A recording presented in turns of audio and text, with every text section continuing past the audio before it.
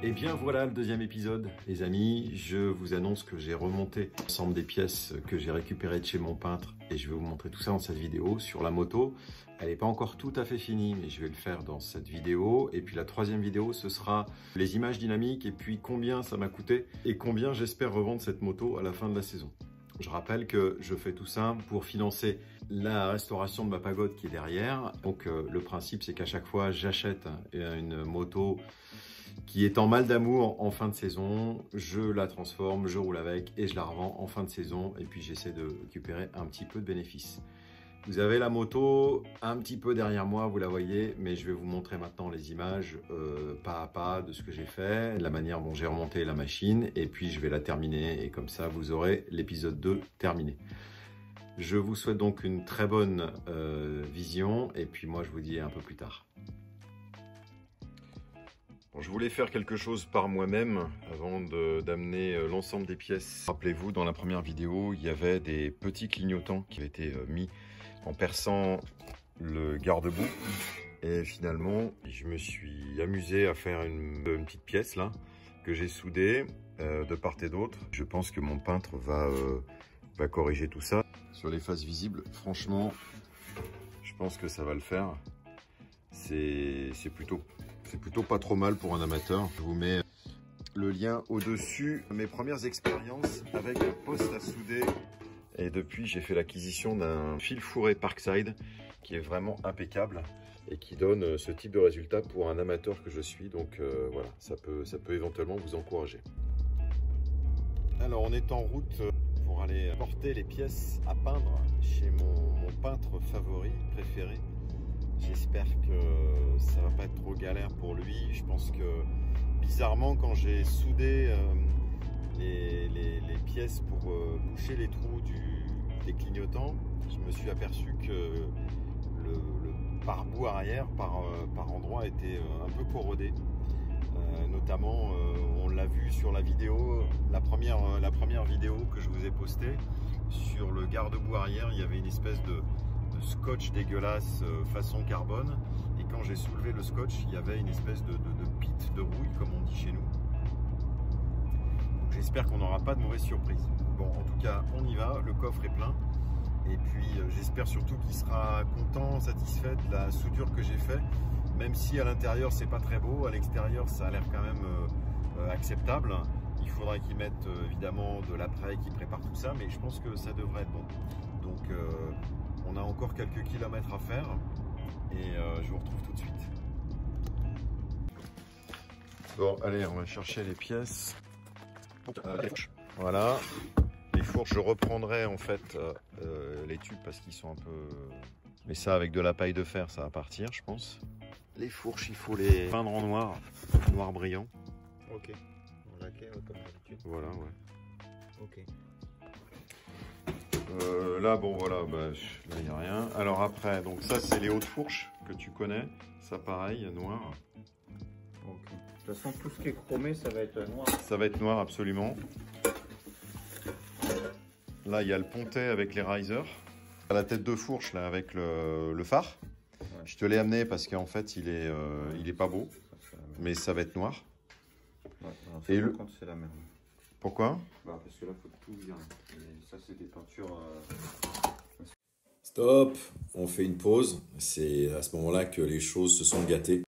Puisque pour faciliter les choses, j'ai souhaité prendre en charge moi-même le décapage de cette partie qui était un peu embêtante pour le peintre.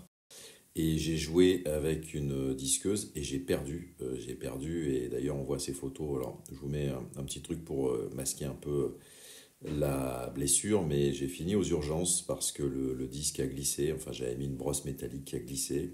Évidemment, je n'avais pas d'EPI et je vous recommande chaudement de pouvoir emporter, même pour des petits bricolages de courte durée, parce que il s'en est fallu de peu pour que les choses soient un peu plus compliquées qu'elles ne l'étaient finalement.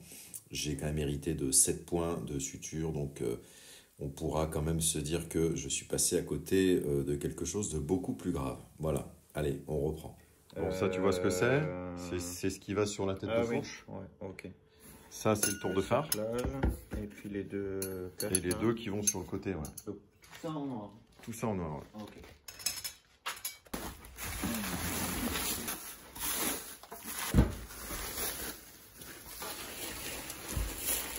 j'ai viré les logos de réservoir et puis voilà. Ok. Et tu te rappelles la moto que tu m'avais fait, le Street Bob? C'était exactement la même combinaison de couleurs. La fameuse moto moche. C'est celui-là. Mais c'est mat, hein? Mat. C'est ça. C'est ça. Ça fait presque... c'est presque doré, quoi. Voilà. Donc ça, c'est cette couleur-là. Comme ça. C'est pas évident hein, de voir que c'est la bonne, mais... Attends, tu vas voir. Mais là, ça va briller. Bon, et puis là, elle est hyper concentrée, en fait, donc... Ah bah oui, là c'est pur. Alors, nous revoici quelques semaines plus tard. J'ai récupéré les pièces que j'ai amenées chez le peintre. Vous voyez derrière, déjà un petit aperçu du résultat avec le réservoir. J'ai les fourches, j'ai tout un tas de pièces qui ont été repeintes. Et maintenant, je vais procéder au remontage. Donc, je vais vous faire d'abord une petite visite de ce que j'ai récupéré. Et puis après, on verra la suite. C'est assez intéressant de voir les différentes nuances de couleurs. Ça passe du vert au bronze, vraiment en fonction des angles et de la lumière. Et c'est ça qui rend un peu cette peinture assez magique. Voilà, donc, une fois qu'on a dit ça, eh bien, on part de ça. Et en partant de ça, il va falloir que je remonte le tout. Là, on a les fourches qui sont également repeintes dans un noir brillant absolument incroyable. Et je vais commencer par la fourche pour pouvoir reposer la moto sur ses deux roues et pour pouvoir un peu mieux la manœuvrer et puis commencer à reconstituer ce qui constitue normalement une moto. Voilà. On aura l'occasion certainement de passer en revue toutes les pièces une fois qu'elles seront remontées sur la moto, mais déjà la pièce de choix, eh bien c'est évidemment le réservoir. Et on voit là que ce soit la teinte, également la qualité d'application, les logos, etc. C'est vraiment exceptionnel, c'est comme à l'origine. Et on a également évidemment les autres pièces, comme par exemple le garde-boue qui est ici. Je ne vais pas vous faire un tuto sur le remontage, parce que ce serait long et certainement pas très intéressant. Peut-être que je vais zoomer sur certaines parties. Donc je ferai certainement des stops à certains moments pour vous montrer le remontage et la progression du remontage. Ça commencera également par les échappements, puisque je les ai démontés, puis repeints. Donc là, on a nos beaux pare-chaleurs qui sont quasiment comme neufs. Et puis on progressera petit à petit, l'objectif étant, je l'espère aujourd'hui, de faire un maximum pour que la moto soit opérationnelle le plus vite possible. Comme on le voit sur ces images, j'ai donc remonté la fourche, je suis en train de remonter la partie du phare avant, j'ai bloqué provisoirement le guidon. Et voilà déjà ce que ça donne. Donc en fait le noir est vraiment d'un brillant exceptionnel. Il y a je ne sais pas combien de couches de vernis, mais ça fait vraiment très très bien. Bon, ouais, j'avoue, j'ai pas été super productif aujourd'hui. J'ai pas fini ma journée, mais c'est bientôt terminé parce que voilà, j'ai d'autres choses à faire ce soir. Mais du coup, voilà, je voulais vous montrer un peu ce que j'avais fait. Donc j'ai remis la fourche, le garde-boue et le phare. Le guidon est fixé, j'ai pas serré ici les vis parce que je sais que derrière je vais devoir les resserrer pour mieux régler l'angle. Et puis un truc intéressant, c'est que en fait j'ai un modèle sous le nez.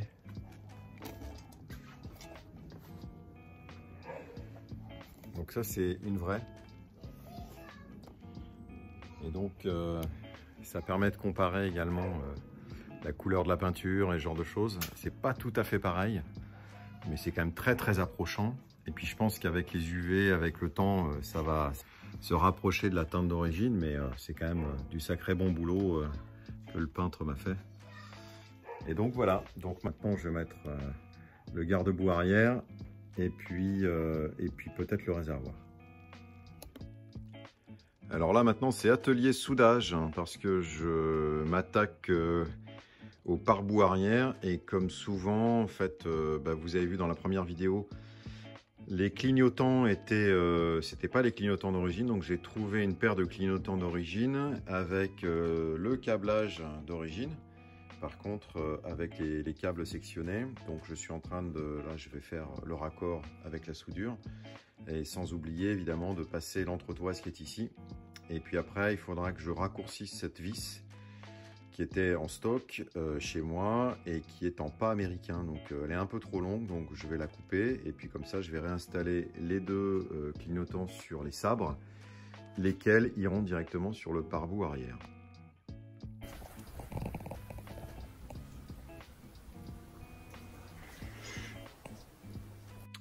Et voilà, comme dirait une pub pour des sofas italiens, là j'ai mon système complet avec mon petit contacteur d'origine, donc voilà, et je vais faire pareil pour ici, celui-ci. Alors durant ces quelques dernières heures, j'ai continué à travailler sur le garde-boue arrière. Avec la fixation des clignotants, il a fallu que je fasse un peu de soudure, comme je l'ai montré avant, pour conserver les contacteurs d'origine et rallonger les câbles. Et puis là, je viens de remettre les vis qui sont là. Un petit peu au petit bonheur la chance, parce qu'il faudra que je vois après avec mon 6 bar si c'est les bonnes entretoises et les bons entraxes. Et voilà, ça prend forme petit à petit. Me voilà arrivé à une étape importante. J'ai remis le pare-boue arrière avec les clignotants qui avaient été remplacés auparavant par deux petits clignotants dont les trous avaient été faits ici. Et puis j'ai mis également un troisième feu stop qui est ici. Et j'ai fait courir les câbles que j'ai mis pour l'instant en attente, qui sont ici. Et que je vais connecter un peu plus tard là sur les contacteurs des clignotants. Donc là j'ai remis tout comme il faut. J'ai évidemment fait un peu de propre. J'ai remis les ricelants là où il n'y en avait plus. Et puis voilà, je pense que cette partie arrière est finie. Et je me suis maintenant mis à mettre le réservoir un peu à blanc pour voir un petit peu l'allure générale de la moto, et j'avoue que c'est plutôt sympa. Je ne sais pas ce que vous en pensez. Allez, maintenant je vais m'attaquer donc à remettre le réservoir, à m'occuper de toute la connectique qui est en attente ici. Voilà, ça va être un peu rigolo aussi. Et puis remise en place de la jauge, remise en place du bypass qui est en dessous au niveau du réservoir. Voilà, ici. Bon, il me reste encore un peu de boulot. Pour l'étape du remontage du réservoir, rien de particulier. Les seules choses les plus délicates, c'est tout ce qui est branchement de tout ce qui est derrière le compteur. Il y a tout un tas de câbles qui viennent se plugger sur des connecteurs, mais il n'y a pas de possibilité de se tromper. Donc la seule chose que vous pourriez faire, c'est oublier de raccorder un câble. Au niveau alimentation d'essence, c'est extrêmement simple, puisqu'il y a ici un raccord type pneumatique pour l'essence. Et puis on a également la jauge qui passe par là avec ces câbles là, qu'il faut reconnecter ici. J'ai remonté le réservoir et ça commence à prendre forme, c'est plutôt sympa. J'aime beaucoup évidemment la couleur, hein, c'est l'objectif. Donc voilà, on va continuer. J'ai encore les échappements à regréer avec leur pare-chaleur. Et puis j'ai également 2-3 autres bricoles que je vais continuer à vous détailler dans la vidéo. Là on a l'ensemble des pare-chaleurs, donc j'ai repeint la peinture thermique. Bon, ils sont vraiment nickel. Les petits points que vous voyez, c'est de la poussière, c'est tout. Mais ça va être génial parce que ça va vraiment redonner un coup de neuf à la moto. Ils étaient piqués. Si vous reportez à la vidéo du premier épisode, ils étaient piqués. Donc, ça n'a pas été très compliqué parce que c'était de surface. Donc, j'ai poncé bien comme il faut. J'ai appliqué 3 couches de peinture thermique pour les rendre vraiment très très propres. Et donc maintenant, le principe, ça va être de les refixer ici. Donc ça, c'est jamais très compliqué, les pare-chaleurs, parce que tout simplement, il s'agit de faire passer les serflex à l'intérieur des pare-chaleurs et après de les refixer autour des pots d'échappement. Et vous allez voir, c'est extrêmement simple. Je vous montre pour celui-ci. On peut en plus revenir sur les marques d'origine pour être bien sûr qu'on est... on est bien, mais en fait on retire la totalité du serflex et on fait passer le pare-chaleur comme ça. Il suffit après, voilà, de l'enclencher et puis après de venir évidemment serrer les serre-flex pour resserrer tout ça correctement. Voilà, c'est pas plus compliqué que ça, donc et on voit déjà que ça change un peu le look. Voilà, il m'a fallu à peine plus de quoi 15-20 minutes pour remonter les pare-chaleurs et puis quasiment finir la moto. Alors, une petite astuce quand vous remettez les pare-chaleurs, en fait, il faut serrer les serre-flex là comme ça et débrouillez-vous pour les orienter avec un angle qui va vous permettre d'y accéder plus facilement parce que parfois, il faut se contorsionner sous la moto pour les atteindre. Moi, je les ai positionnés de sorte à pouvoir les resserrer facilement. Donc au final, eh bien, il ne nous reste plus que ça en fait. Le feu arrière là, qui est en attente et que je vais devoir connecter. J'avais tiré des câbles là, voilà, en attente. Il va falloir que je les connecte aux câbles qui alimentent les clignotants, puisque en fait ce feu arrière, eh bien, il a plusieurs fonctions. Il va avoir la fonction du feu de route quand je vais rouler, et puis frein bien évidemment, tout comme eh bien, les clignotants qui sont derrière. Donc il faut que je repère les couleurs des câbles et que je puisse relier mes 3 câbles ici avec probablement ce clignotant là parce que tout simplement il passe là et ce sera plus simple de me connecter là-dessus. Voilà. J'ai pris la platine sur laquelle en fait nous avons le clignotant arrière gauche, le droit, et ici c'est l'éclairage de plaque. Je vais identifier les câbles qui sont ici pour les relier aux 3 câbles que j'ai qui sont pour le feu arrière. Évidemment, ce qui est bien plus drôle, c'est que j'ai aucun de ces câbles qui n'a été identifié. Donc on va supposer, alors j'ai déjà rallongé, hein, les câbles étaient beaucoup plus courts, donc je les ai rallongés en conservant la couleur. Donc on a un vert, un jaune et un marron. On suppose que le marron, bah, ça va être la masse. Et puis on va supposer qu'il y a un des 2 câbles qui fait stop et puis le feu de route normal. Donc, ce que je vais faire maintenant, c'est que je vais identifier le câble de masse. Donc je mets mon multimètre sur la continuité et je vais voir quelle est la polarité, enfin le pôle qui fait contact.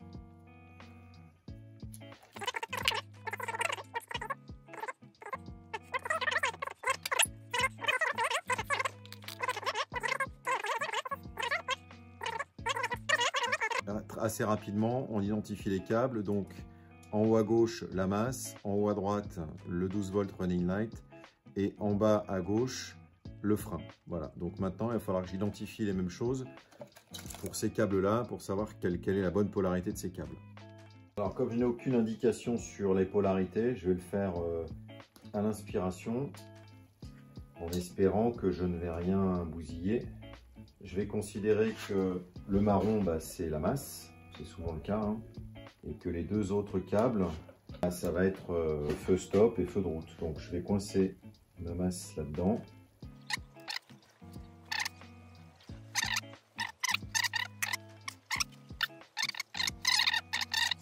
Alors du coup, j'ai rallongé ce câble vert que je ne pouvais pas brancher sur la masse puisqu'il était court. Et après, j'essaye mes 2 autres câbles, donc marron et jaune. Donc marron, voilà, ça donne ça, et jaune, ça donne ça. Donc il n'y a manifestement pas d'intensité différente entre les deux. Donc je ne sais pas si lorsque je vais faire les branchements, j'aurai un peu plus de luminosité quand je freine, je ne sais pas. Je vais le brancher, puis on verra bien ce que ça donne. De toute façon, ce sera toujours un peu plus joli, un peu plus fini que le pare-boue sans rien. Et puis voilà. Alors, je viens de m'apercevoir que j'ai dit une grosse bêtise, parce qu'en réalité, il y a bien une différence d'intensité. On va considérer que le marron, c'est le feu de route. Et là, on a le frein. Voilà. Alors, c'est léger, hein. Donc, le frein, c'est le jaune. Donc, on sait maintenant où raccorder quoi pour avoir un feu opérationnel. Voilà. Tout est donc opérationnel. J'ai terminé. Je vous montre le résultat.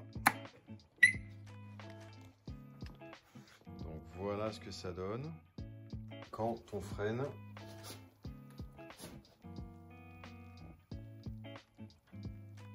Voilà.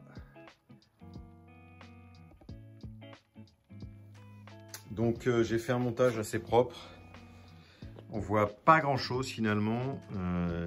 Les branchements sont faits plutôt dans cette partie-là ici. Je suis allé chercher une masse directement sur le châssis, ce qui m'a évité de raccorder un câble supplémentaire. Et j'ai dissimulé sous le passage là les connexions. Voilà.